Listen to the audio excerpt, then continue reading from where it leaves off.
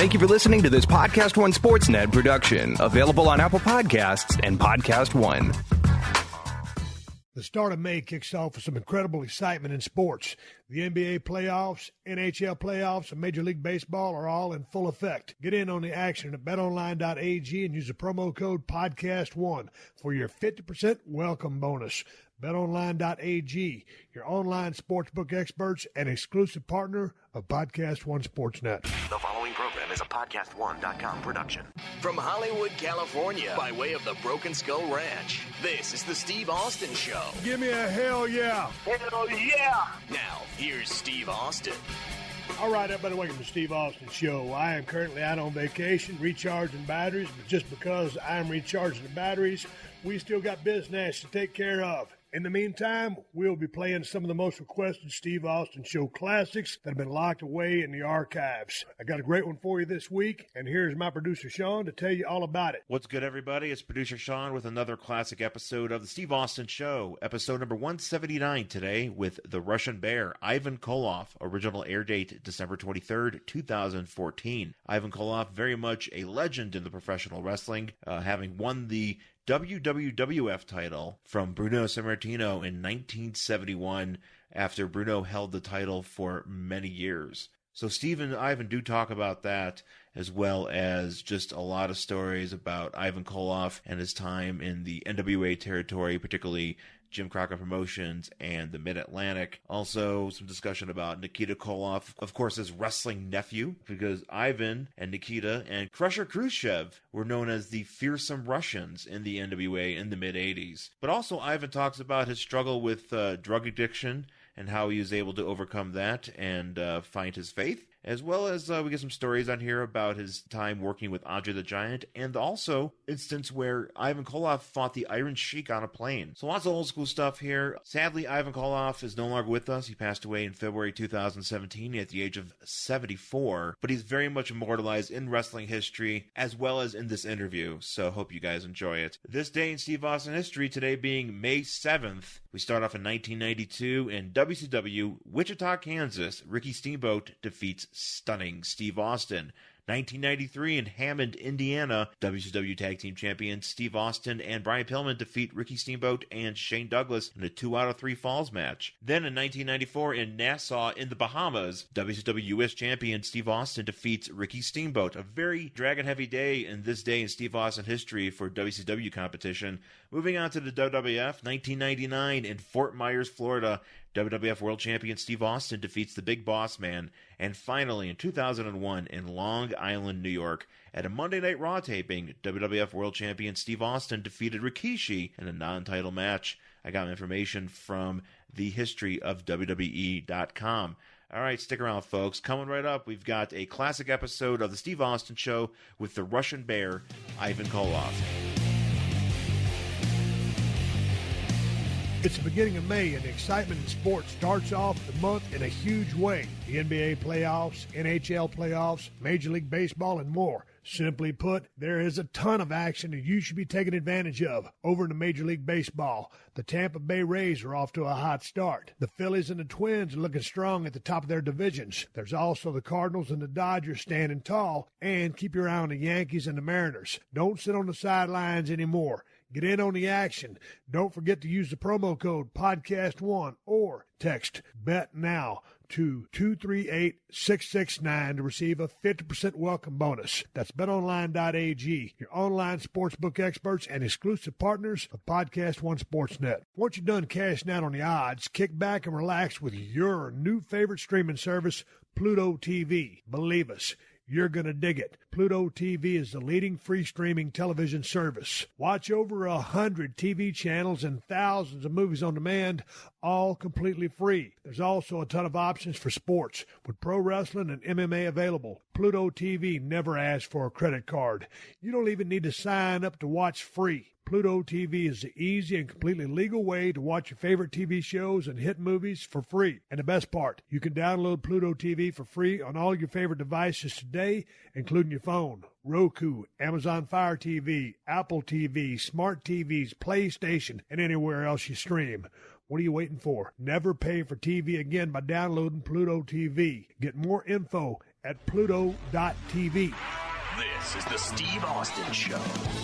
All right, everybody, here we go. I'm sitting here talking to one of my favorite pro wrestlers of all time, Ivan Koloff. He's down there in North Carolina. I'm over here in Los Angeles, California. Had to come back and take care of some business. Ivan, you're one of my all-time favorites. I used to love you guys, raising hell and doing your thing and beating everybody up, especially back in the NWA days. It's good to talk to you. How are you doing these days? Great, yeah. Just a few results of 50 years of being in the ring and part of the wrestling business, but I feel fortunate to be even here, with all the crazy stuff I ended up doing during my career. And I guess for that reason alone, and in fact, considering the years of wrestling and the crazy bumps off the top rope and everything, landing on tables and chairs, like a lot of crazy stuff they're doing today, Steve, you'll appreciate. You got to get hurt, at times. I know ankles, knees, back, shoulders over the years. But back in our time, we weren't able to take a lot of time off and heal up, I was told one time that if I took time off, I'd have to figure on replacing me. Put something in that place. But that was the thing about the business, though, Ivan. I mean, you could never take yourself off the road or take yourself out of a storyline, because if you just told a promoter, hey, man, I'm kind of tired, or I'm a little bit broke down, you're not going to make any money. And, these days on a guaranteed contract, guys are, they'll still get paid. But back in my day, when I was off for about a year with my neck fusion, I didn't get any pay during that entire year. So you know the system because you're around from way back in the day. With that being said, when you first started dropping that knee off the top rope, did you think, I guess, none of us ever think, hey, this is going to catch up with me down the road? Because I would imagine you're at about, 72 now? 72, yep. Dropping that knee all those years, it's going to take a toll on your body. How many surgeries have you had? Where are you at right now on a physical level? Well, as far as surgeries, I haven't had many, just like we were talking about. Idea of being replaced if you had to take time off like that. So I didn't take the time off. I had one shoulder, the right shoulder surgery on it, because I ended up hitting the post down in Florida about a year before that, wrestling Dusty Rhodes, and hit it pretty hard. And it turned, black and blue type thing, and let it go. It healed up something I thought all right. But found out about a year later that spurs had developed in there, and they had to go in because I couldn't lift it. Couldn't lift it over my head anymore. My arm, there was really a lot of pain. So they went in and cut it open, and I guess they cleaned the spurs out. And I know my shoulder's about a half inch or inch shorter now than the other one. But it took care of the business, as far as the injury for, maybe 50 years or so. And then it started acting up again. And I'm back to where I started from now. I exercise it a lot, try to keep it going, but as far as lifting on my head, I restricted and behind my back on that right arm. The left arm, my shoulder's been torn, the rotary cuff, and never got it fixed. The bicep broke, tricep broke, so that's both shoulders need work now. Well, you get some herniated disc in your back as well. Yeah, my back has been diagnosed with severe lumbar stenosis, which doctor says you need plates and screws and all that stuff. And but I've known some people went in and got that, some got staff and all that. So I had other people tell me, wait as long as you can. Matter of fact, even Bruno told me that you'll know when it's time to go in. He says whenever you go for a walk and your legs give out and you fall down. I guess that happened to him, and he had to go in and get the surgery to his back. So far, I've not fallen down, so I figured I'll just keep going. I don't know how old you got to be old, but figured that I'll wait as long as I can. But my left ankle's been broke 4 times. I got big spurs on that from coming off the top rope, and I think that's what it is. You break little bones landing wrong. I even came off the top and landed on the floor outside, and I see these guys today doing that, and I said, oh, man. don't do that, you know. Because, but you were doing it way back in the day. Hey, Ivan, you know, you started off your career, you know, you're from Canada, and then you ultimately achieved the Russian gimmick, the Ivan Koloff gimmick, and it was golly, it was one of the Rougeaus that came up with that idea. But my point is, you've wrestled as a single, you've wrestled as a tag team for so long, and you had a tremendous run. Well, I thought in WWWF, you know, when you beat Bruno Sammartino for the World Heavyweight title, I want to cover that in a minute, and then lost that title to Pedro Morales. But then, you know, later on down the road, you found yourself down in the Crockett territories, and that's where I remember, you know, your career so vividly. And of course, then you teaming up with Nikita Koloff, and you were a very, very good tag team wrestler, but you were equally as good as a singles. What did you prefer? You know, really, it didn't seem like it mattered to me. I liked both. And I ended up in tag having a lot of partners from the time of Minnesota. Yep. Teamed me up with the superstar Billy Graham. Florida, I was tag team with him, and New York, superstar Billy Graham. And I had the belts down here in the NWA with Ray Stevens and Crusher and Nikita. Different occasions, and Don Canoodle. Yeah, but how was tagging up with superstar Billy Graham? Because you guys were two completely different workers. Billy was more of a showman, and you were more of a wrestler, you know, serious wrestler. And superstar is one of my favorites of all time, so I don't mean that as a disrespect to him. But how did you guys gel as a tag team? We got along real good. I guess I just really respected and loved Billy for, you know, we ended up working out together in the weights, and he showed me a lot of stuff because he was a bodybuilder, and of course I was just trying to get big, and the idea of cutting up and all that, I never got involved in that or steroids, thank God, but you know, he showed me a lot of stuff that really helped me as far as working out. And in the ring, even if it's to this day, Ivan was a workhorse.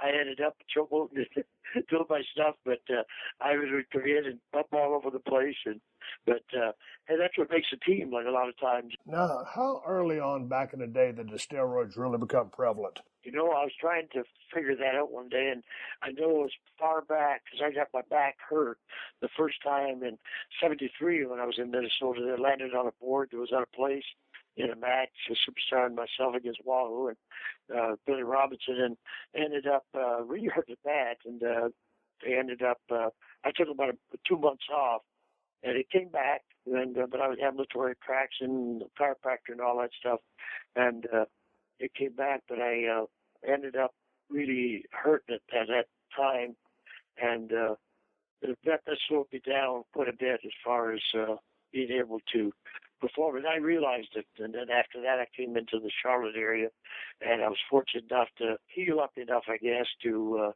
and Superstar had introduced me. He even said, Ivan, for that back, if you take some of the steroids, what it's meant to do is help heal. You know, because the guys come back for the war and all that, they're anemic and all that. They give them certain ones to, I guess, get the body going again. Right. And I said, well, I don't know, maybe I could try a little bit. But I just found I'd already been on prednisone for about 10 years because of a diagnosis of situation that I had in my body of they misdiagnosed me with TB way back in '73. Wow. And it turned out it was sarcoidosis, which they don't even sure to this day what it was, but the prednisone, taking that 5 milligram a day for 10 years, it went away. And consequently, I ended up telling Billy Graham that, and I said, man, what I need to do is maybe try it. I tried it, and it was no good, because this was before I even was on the prednisone, and I found that all of a sudden I was more hungry, and I was retaining fluid and all that, so I can't take that. Yeah. And he even offered the shots, you know, but I didn't go that route. Thank God I did, because I probably have other issues there now, but I think that was my first introduction. As far as other guys used, I know as far back as the 70s, I was in California for a while with Billy and Dave Draper and Arnold, Schwarzenegger. Met them, and I could obviously do that they're taking some stuff, but I didn't know what, because you don't look like that unless you end up taking something, I guess. But I ended up staying away from it, and I'm glad I did. But did you spend a lot of time in the gym, Ivan? Yeah, I did. I ended up at first doing heavy weights and trying to bulk up. Once I bulked up, I stayed pretty well on that routine of heavy lifting. I noticed in the early 80s, I see a lot of guys seem like they're speeding up on TV and more action and all that. And I figured I lost the weight, so I started running in that. And I used to run about 3 miles a day. That kept my weight down and got my weight down. And I felt so good. I said, man, I got to keep doing this. But then after a lot of injuries started happening, but for a good 10 years there, I felt great, that I kept the weight down by running. Ivan, you wrote your book, Is That Wrestling Fake? The Bare Facts. You were basically in the business 5-6 years. It was your second stint with WWWF. All of a sudden, you find out you're going to beat Bruno Sammartino for the World Heavyweight title in Madison Square Garden. Who, told you, Ivan, this is what we're going to do, and, ran the angle by you? Vince did. I ended up, first of all, getting contacted. I was in Hawaii, coming back from Australia on a tour, and I had already wrestled Bruno and all that. And I got a call one day. I was at the gym there, and I got a call, and it was Pedro. And I hadn't really known Pedro well or anything like that. I knew about him, but he said that, hey, Ivan, I got to meet with you. I'm on my way over here to Hawaii, and I want to get with you. And he says, Vince is sending me. He wanted me to talk to you. And that was the first introduction. I didn't know what it was all about. He just wanted me to call Vince. He said it would be something that was good. And you're talking about Vince McMahon Sr.? Yeah. Senior. And I got on the phone with him, and that's what he told me. He said, I'd like you to come back. And the idea was to come back for at least a year, type of thing. And, now, they picked you to take the title off Bruno, Ivan. Who else could they have chosen back then? Who other than yourself was hot or a viable heel that they could have possibly put that belt on other than you?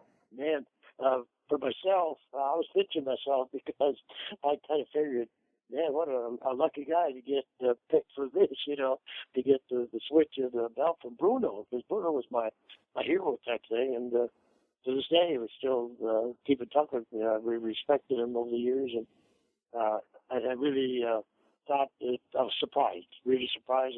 And as far as who were the other hot heels, though? Man, I right now I think, but I know there was a lot of guys out there that even later on they ended up switching with Stan Stasiak, right? He was out there, for example, but all the other guys, from Pedro right down to the Superstar Billy Graham, the Ray Stevens, and all those guys. I mean, the Blackjacks, and you stop and think of it. You look at all the talent that's out there, let alone that was in the WWF at one time or another, but in other territories, was great talent. And I guess the idea of the Russian and the way it was with the news and all this stuff, that they figured there'd be a lot of interest in that. And I just struck them at the right time, I suppose. But you guys had good chemistry in the ring, and it looked like you guys enjoyed working with each other and almost similar styles. Yeah, got along real good with Bruno. I think because I respected him so much, and for all the years when I was in there. And Bruno, of course, was all business, and ended up, I think, maybe the size and everything had a lot to do with it, because I remember that night I weighed in, I was 305, where Bruno was like 280 or something. And I said, man, I'm bigger than Bruno, type of thing. But I was really excited about it. I didn't look at it that way, and it was just that I was really pleased, happy to. I watched as much of that match as I could find on YouTube, and I was surprised at the amount of high spots that you guys were using, especially considering the year that match happened. And in the book, you talk about a double cross happens from the New York wrestling office after you won the title. What was the double cross?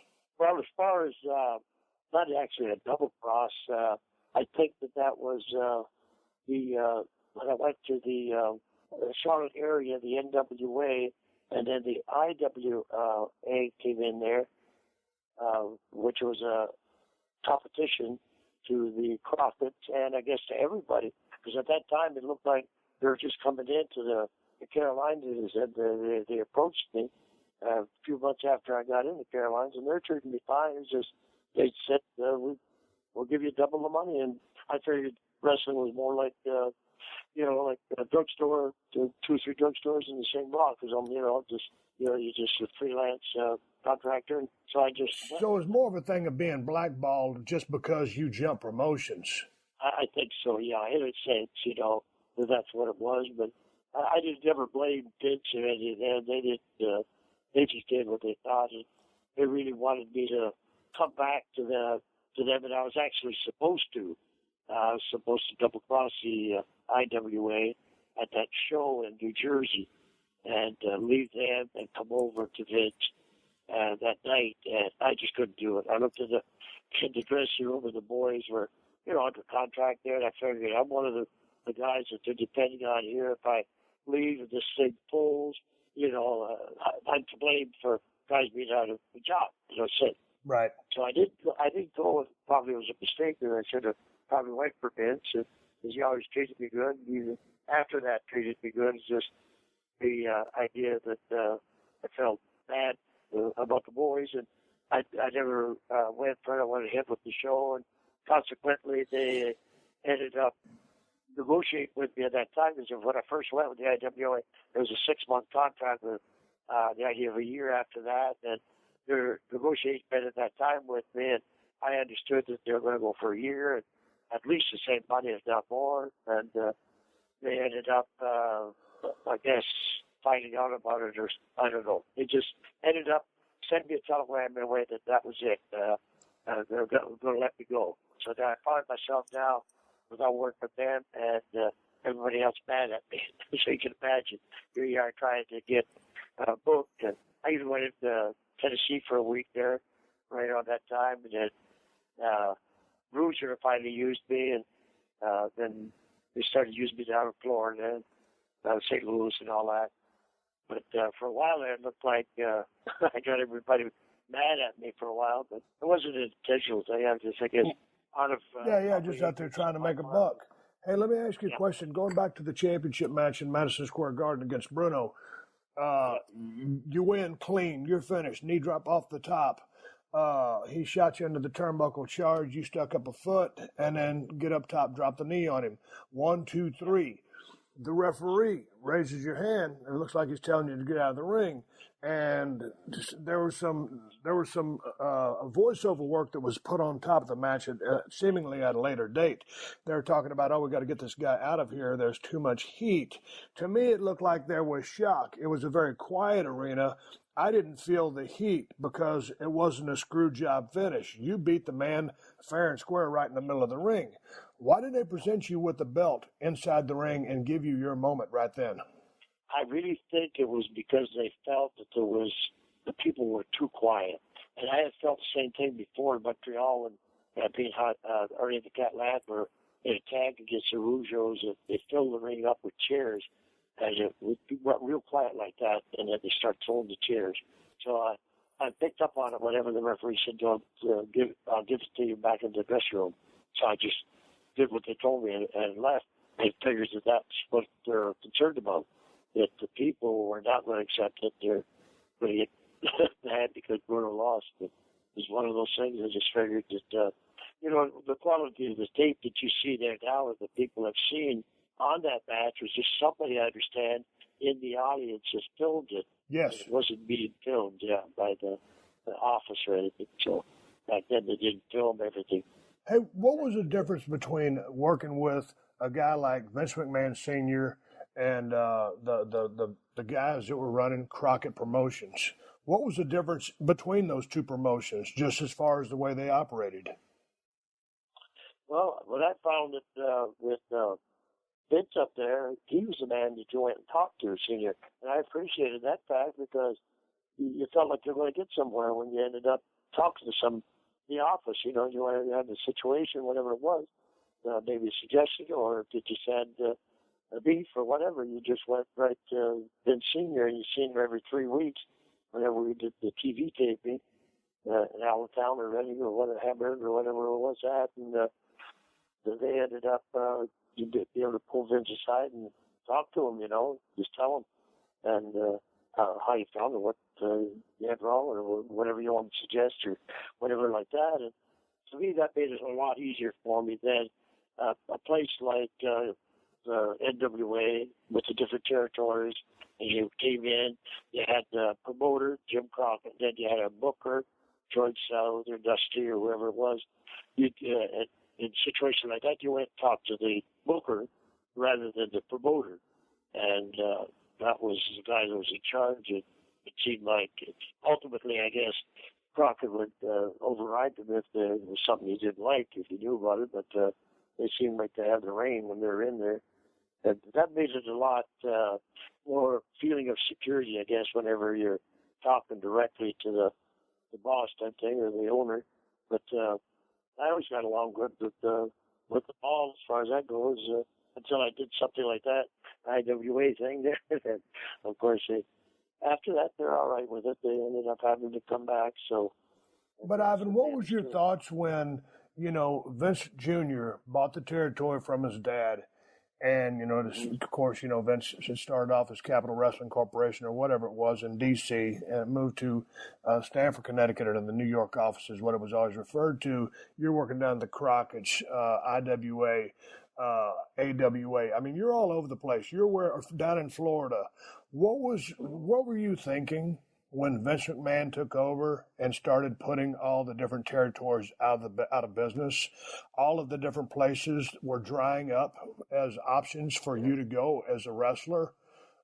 Did that concern you? Because at the end of the day, 15 years ago, it was the Monday Night Wars. It was WCW, which was NWA, versus WWE. And so those were the only two places to go. And now there's only really one place to go, and that's WWE. But what were your thoughts when Vince started taking his guys into other territories? I know he rubbed a lot of people the wrong way. Vince has told me himself that he received a lot of death threats. You, as a wrestler, your options of places to go are drying up. What were your thoughts on that? Actually, I did end up leaving altogether, and I didn't. I knew that Vince was going to, or I heard that he was going to be buying out some of the territory, but I was still wrestling for the Crockett's.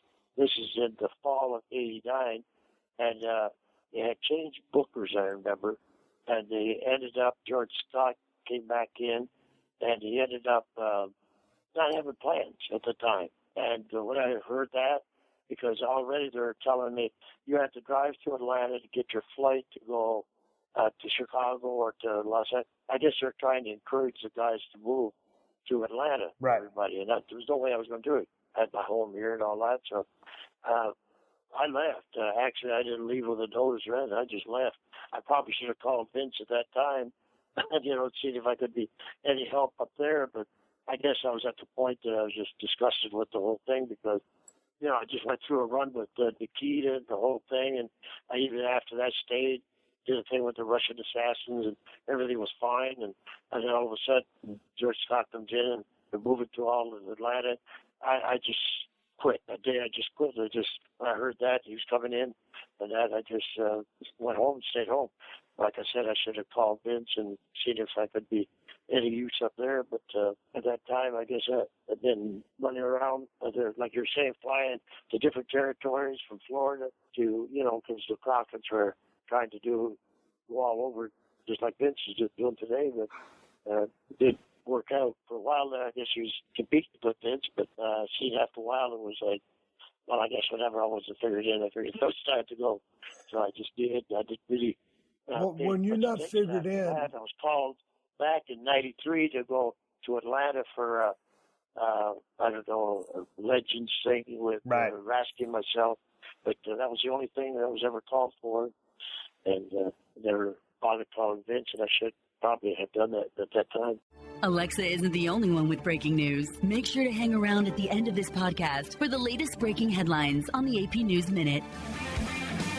Hello, guys. It's MMA fighter Chael Sonnen. Check out my podcast, You're Welcome, with Chael Sonnen every Wednesday and Friday right here at PodcastOne. We cover the latest in mixed martial arts and everything else going on in the world of sport. Listen free to You're Welcome with Chael Sonnen, exclusively available at PodcastOne.com and on the Podcast One app. If you love the show, share it with a friend and leave us a rating and review.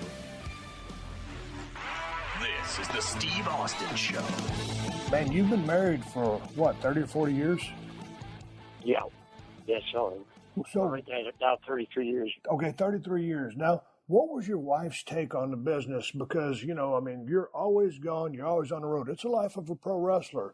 And especially back in those days with so much more driving than flying. She was always there. So she just accepted it. Hey, this is the way things work, and if we got to go, we got to go. And or would you leave and just go places by yourself and then come home when you could? Yeah, that was about the way it was.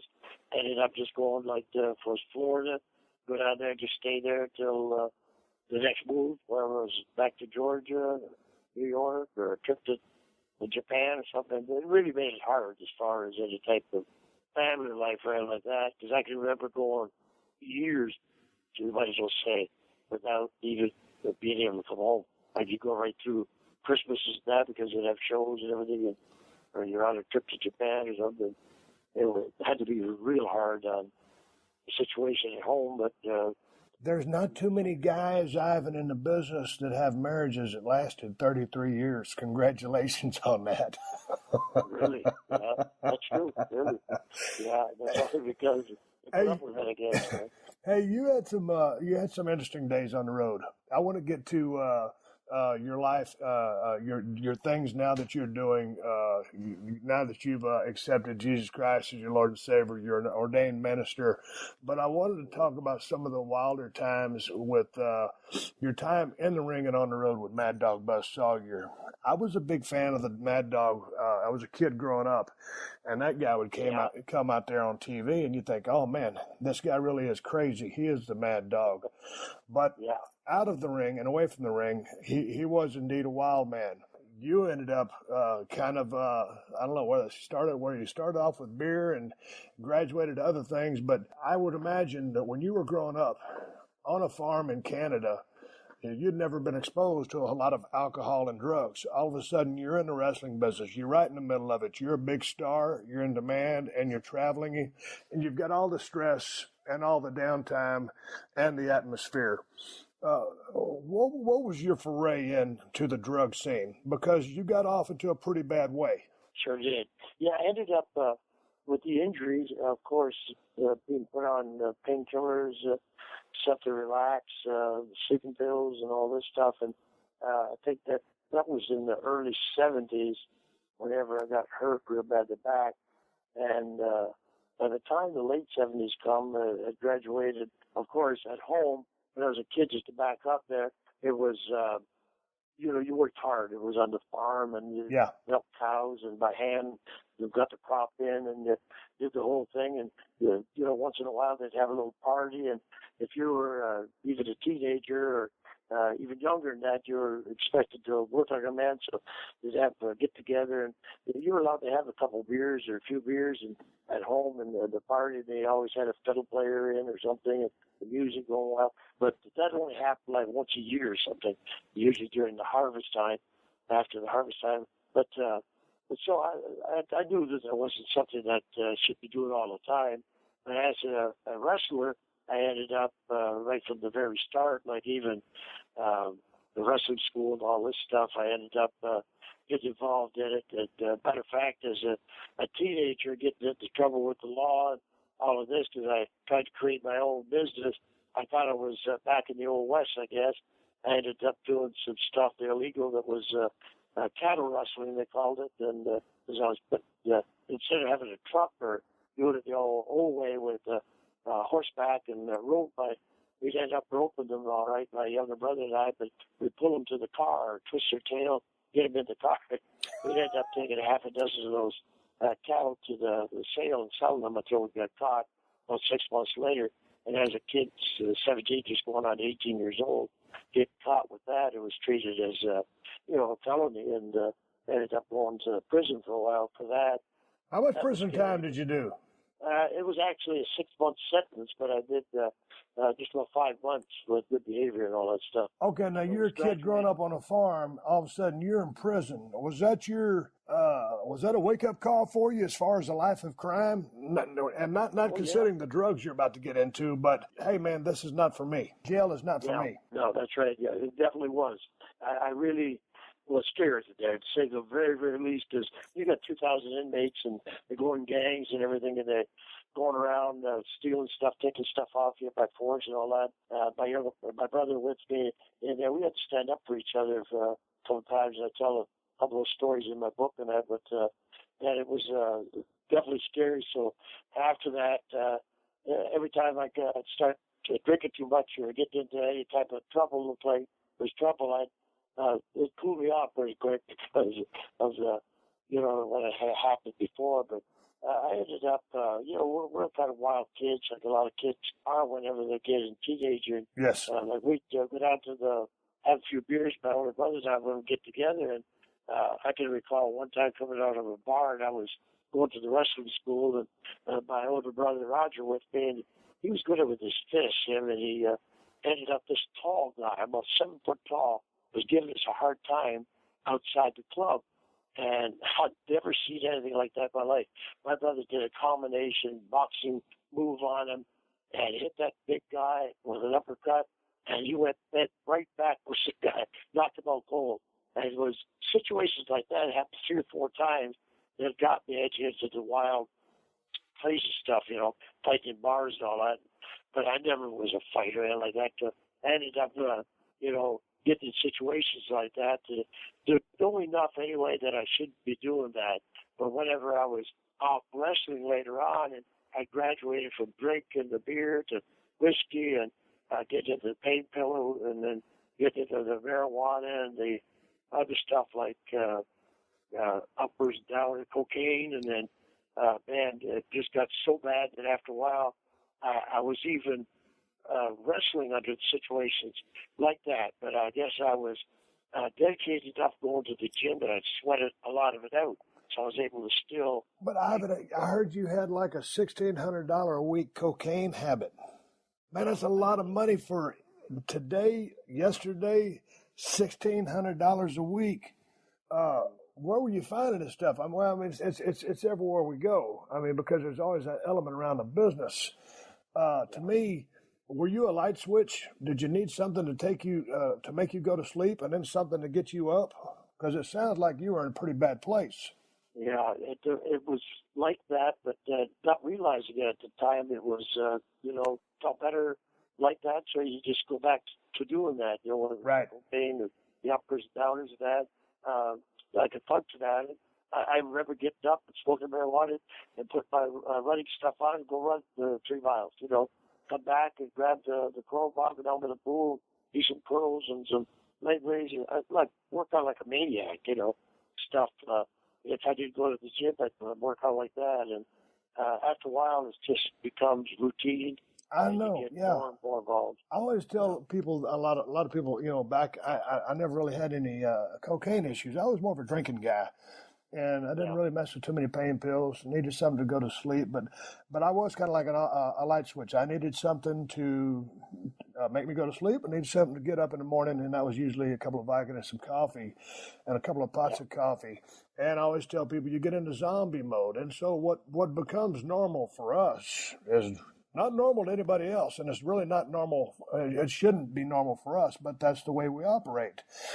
But when I go back and I look at so many of your old matches, because I just followed your career for so long, because I just loved your work inside the ring and loved the whole gimmick, there was no way that I would ever look at Ivan Koloff on a television screen and say, oh, this dude's out of his mind on cocaine or he's pilled up, because you always looked like you were in control and completely normal. Yeah, that's what it seemed like, yeah. I could see that people looking at it that way, because that's the character I ended up becoming, I guess, and it became like a real thing rather than just a persona or gimmick type of thing. It was like talking about Buzz Sawyer. We came in, we'd go 1 week in landed 1 week in Ohio, so we fly to Ohio, rent a car, do the show there, wherever it is, Cincinnati, drive to Cleveland, do the show. I have to get back to Cincinnati or whatever to catch the flight back to Atlanta for Saturday morning TV, and you have to drive like 200-some miles back from Cleveland to sit there, whatever it was, and we got in real late. Different situations. Matter of fact, one time was the police with the helicopter came and pulled us over on the highway.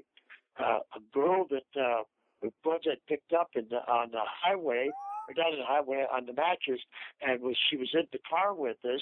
She had called her sister, and her sister called the cops and said, "We won't let her out of the car." And that wasn't the case at all. Let her out of the car. When they came down and landed on the highway and stopped us, and they searched us all and all this stuff, and of course they found stuff in her. They let us go because they realized that the girl, she fessed up and said, "No, my sister's crazy." She ended up calling it in. So they didn't let us go in that, but that was the situations of one time that happened. Another time we ended up showing up late for the TV, and Oli wanting to find us. She was the booker there in Atlanta at the time for Kim Barnett, and he was going to find us, and everybody fined Buzz $500 for being late for TV, and then he was going to find me, and I was next, and I just no. I took my sweater off. I had a big hockey sweater on. I says, "No, you're going to have to fight me for it, Oli."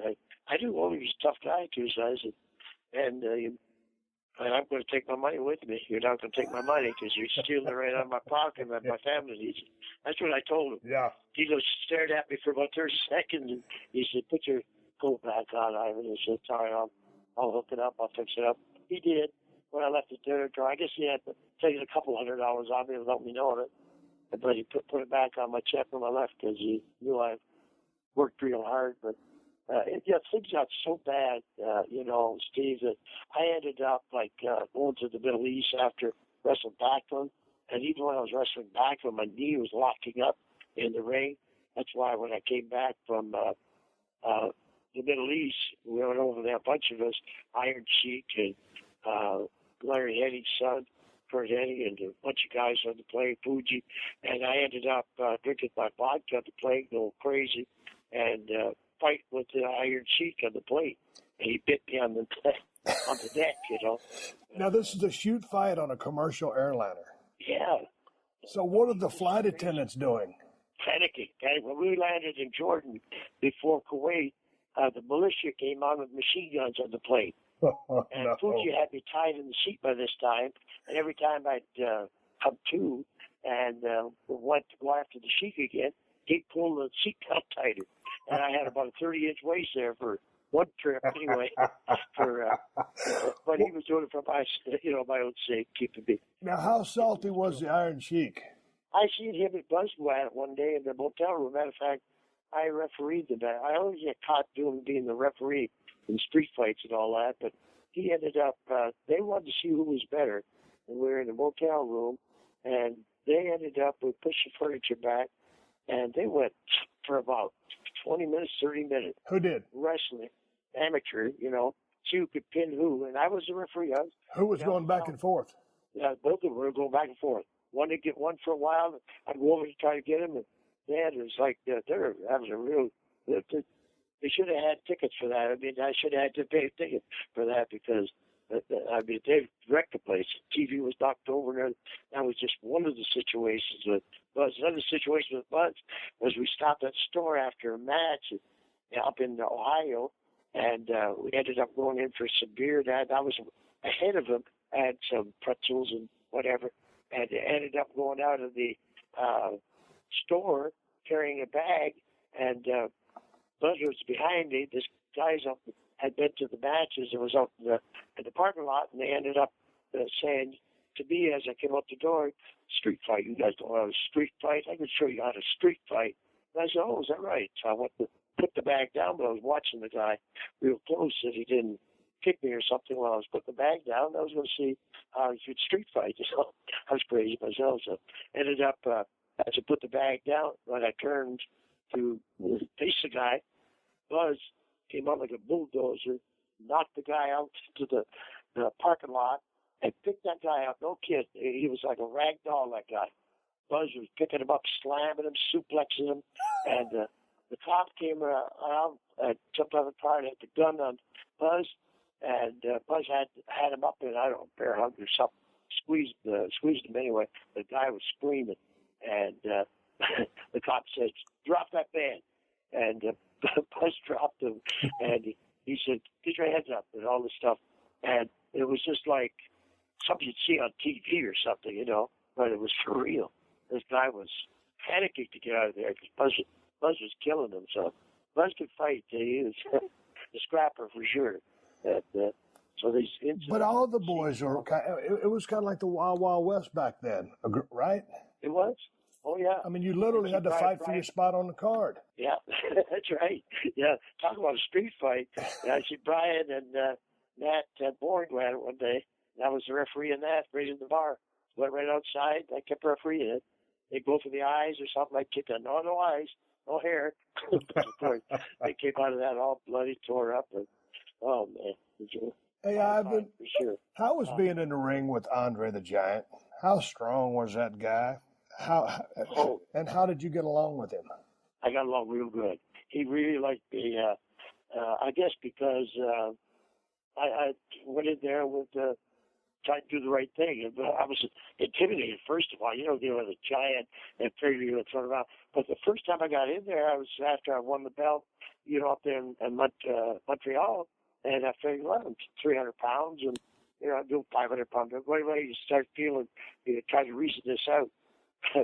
Giant backed me in the corner, and I realized how big this guy was. I couldn't even see over his shoulder, like, you know, his head was still up there. He had me back in the corner, and he was, you know, with his back towards me, and he was just doing that thing where he grabs the rope, and it felt like every time he'd crunch backwards, the rope would hit me in the sides and the ribs and the back. It felt like something was going to break. So I was saying, I was going, he was laughing. Like, he was, then after the match, I said to him, I said, Andre, did you drink beer? He says, yes. And I said, tonight I buy you the beer, okay? He liked that I was willing to buy him some beer, you know. So he never hurt me in the ring.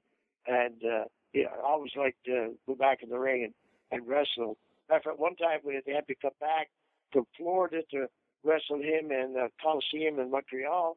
And we even did a thing where Andre suggested it too, where he was at the table going to sign the contract. I picked up a chair and hit him over the head. And he went down. I was surprised. He went down. Everything came up, blood all over the place. And I mean, that really made the match right there. Like, you know, to set it up for a sellout for sure. But he was really nice. But you didn't want to mess with him in the ring because, you know, he could hurt you. Could he literally do anything he wanted because he was so strong? Yeah, he could. So big, so strong. And, I mean, it could anything with me anyway. I guess there is some guys out there that know a lot of wrestling and they're tough guys, you know, that probably could do something with them maybe, but I just sure didn't want to try. Hey, Ivan, you mentioned getting color when you hit Andre with that chair. I noticed, you know, when I look at you, in regards to you getting color, you seem to make a vertical cut rather than a horizontal. Why was this? I found that, you know, for a long time there, I would end up, because it seemed like they wanted, you know, the situation every night. And, you know, when I've had an angle here with Jimmy Valiant, the Boogeyman, or Rope Warriors or whatever, you'd end up one night bleeding, and the next night, you know, because you're wrestling every night, 7 days a week. And the guy just hit the same cut. Well, after I got staph infection in my head for one time there, I was a little leery of that, but for a long time, that's what I was doing, just opening up the same cut. But I think the reason for a while there was I carried on my wrist, and then later on I carried my mouth. So the mouth, it was easier to go, I guess, horizontal or whatever. But for a long time, that's what I was trying to do. I was figuring that would make the matches look better. I remember one match with Bruno, the cage. I hit that cage 20 times if I didn't hit it 40 times, and never did get any juice. I hit it hard. I hit it as hard as I could. I hit that cage. He threw me in the cage, and I just hit it as hard as I could with my head. And next day I got up, I had scrapes all over, burns all over, and so bruises, you were trying to hardware yourself? Yeah, that's right. That's how crazy, figured it'd look good, hardware. Hey, Ivan, going back to your first blade job, when I went to pro wrestling school, I was taught by a man named Gentleman Chris Adams. They didn't teach me how to swing a steel chair. They didn't teach me how to make my own blade. It's some of those things that you learn from someone that passes it on to you. With regard to making your own blade, who was the guy? Because you don't just start making a blade because you don't know how to make one. Who taught you how to make a blade? That'd be the guys in the gym. Yeah, there was some guys that were already training there in the gym. So the guys like Johnny Powers wasn't there then. He had already been trained and left the gym. But there was some old timers there. Senator Clark. Let me see. I'm trying to think. The Love Brothers were going to the gym then. But you like to carry on your wrist? Yeah, they had me. What they did is had it on the wrist, and the time came because they had matches at that gym every Thursday night outside, and then I go to the ring, right, to get it and do it. That was the first time. That was scary. I mean, not know what you're doing, nervous and everything. But once you did it one time, and then you were used to it. But it got better as time went on. First, I carried on my wrists and that, and then later on, it wasn't long after I started carrying my mouth. And I figured it was a lot easier to get to. A lot of guys thought you're crazy carrying your mouth. You want to swallow it, but never did swallow it. And Bret the Hitman Hart carried one in his mouth as well. And you never had no issues with that? No, never did. I might have nicked myself a little bit a time or two, but nothing I can recall. Not a swallowing around like that, Before we hit the go home on this, talk about your association with Nikita Koloff, because whose idea was it to put you two guys together? Because it would later on down the road, many years, be Nikita Koloff make an introduction to you with someone who would basically turn your life around. So whose idea was it to put you and Nikita together as a tag team in the ring? The first time I heard anything about it was Jim Crockett came up to me and he said, Ivan, you excelled not only in singles before, but in tag team also. How about if you got a partner, maybe like a nephew or something like that, so it'd be close to you, that you create like a team together? And I said, yeah, I'm all for it. Who do you got in mind? I had nobody in mind, so went picking our brains, Of course, I didn't have no relative. I had a son, but he did take up wrestling, so I said, who could it be? And Animal got into it, the Road Warriors, and he came up with Nikita because he grew up with him in Minnesota. And Nikita was a football player, collegiate, and I think with Omaha, if I'm not mistaken, and South Dakota. Anyway, he was a pretty good football player, I guess, and worked out at the gym with Animal and Hawk for a while there, coming up. And I guess Crusher was even part of that group up there too, Crusher Christian, Barry Darso. And they ended up anyway picking Nikita.